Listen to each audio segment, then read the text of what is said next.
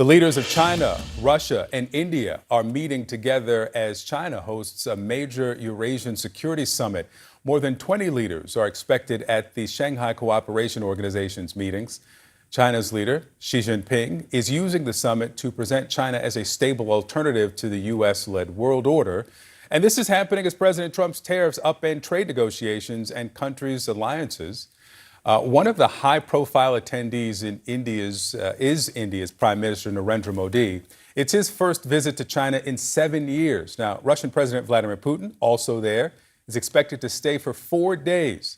He'll be there on Wednesday when China caps off the high-level meetings with an elaborate military parade, and it's intended to show off the country's military might. Joining me now, CNN Global Affairs analyst Kimberly Dozier. Kimberly, good morning to you. Let's start with President Xi's intentions here. What's his goal for the summit?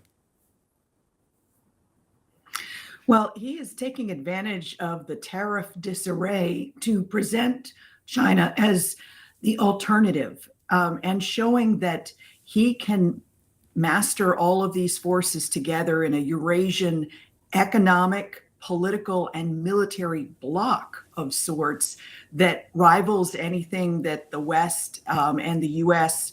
used to present in terms of, the organizations and the countries that you want to do business with because you can count on them.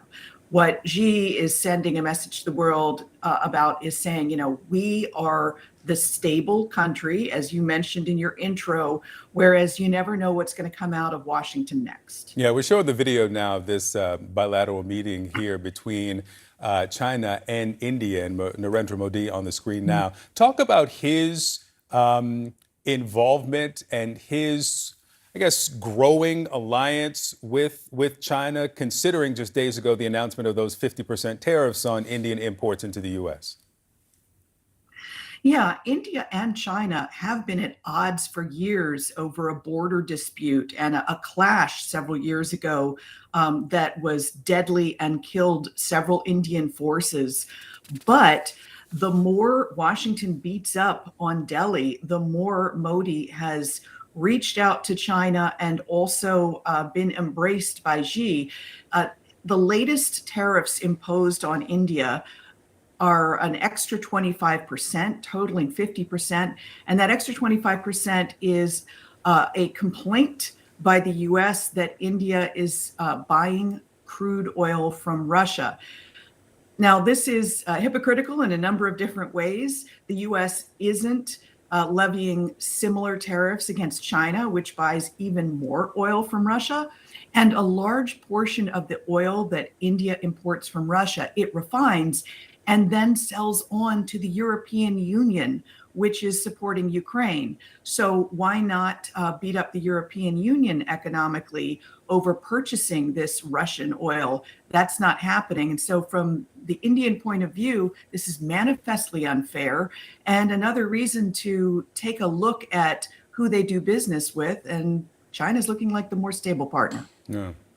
Vladimir Putin also in China for this summit. He'll also stay for the military parade midweek. The last time I think many people saw a world leader roll out a red carpet for Vladimir Putin, it was President Trump a little more than 2 weeks ago in Alaska. And that was to try to get to some peace talks, to some ceasefire. At least that's what he walked in trying to get. Where does that appear to go now? Because the latest reporting is that the president is frustrated. He's a week into the 2 weeks that he said he'd know whether he could really get some progress out of Vladimir Putin.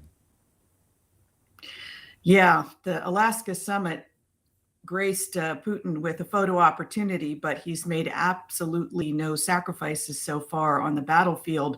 Only this week, he staged one of the largest attacks yet on the capital, Kyiv, killing more than 20 people, most of them civilians. And yet what you saw was Caroline Leavitt, the White House press secretary, in comments about those attacks, saying that Trump wasn't surprised because Ukraine had just staged a massive attack on Russian energy infrastructure.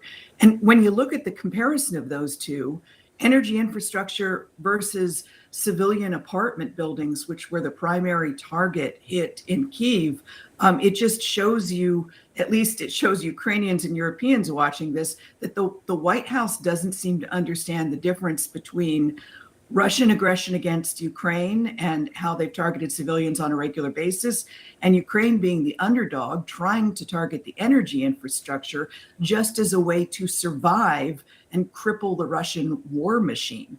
So where the peace talks are, they're increasingly frustrated on the ground in Ukraine because it looks like Trump isn't dealing fairly. He isn't putting the pressure on Moscow to make Moscow actually change its behavior. And everyone thinks that only Washington has the power to do that. Yeah. One other leader that we rarely talk about in this kind of multilateral context is Kim Jong-un, who's been confirmed that he will attend this event midweek, this parade at Tiananmen Square to mark the end of World War II. The trio of Xi, Putin, and Kim together, give us the significance of seeing these three leaders together on, I believe it's Wednesday. Yes, we really are seeing the emergence of this new military bloc because China has provided Russia with at least logistical help. Ukraine says they provided lethal aid, but we know for sure that they provided enough supplies that have helped Russia stay in the fight, whereas North Korea has provided lethal aid, including ballistic missiles and troops on the ground to help keep Russia attacking Ukraine. So it is an emerging bloc that is dangerous. And as Washington says, Trump says that he wants to meet with Kim Jong-un, but what does he have to offer when Kim Jong-un is being embraced by two world powers that are not asking him to denuclearize and instead taking advantage of the way